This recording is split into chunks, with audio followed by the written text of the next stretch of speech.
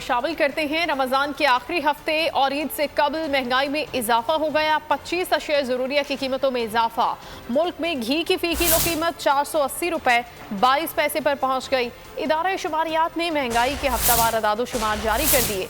महंगाई की शरह में 0.43% का इजाफा हुआ।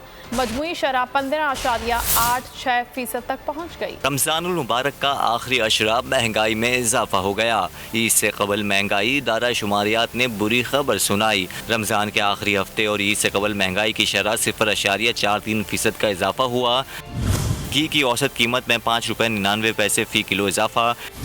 घी की फ़ी किलो कीमत 480 रुपये 22 पैसे पर पहुंच गई। LPG का घरेलू सिलेंडर 21 रुपये 33 पैसे महंगा हुआ। लहसुन, आलू, दाल, माश, मटन, बीफ, दूध, दही और चावल भी महंगा हुआ। इदारा शुमारियात के मुताबिक 20 किलो आटे के थैले की कीमत 966 रुपये 56 पैसे। चीनी की फ़ी किलो कीमत 84 रुपये 80 पैसे पर आ गई।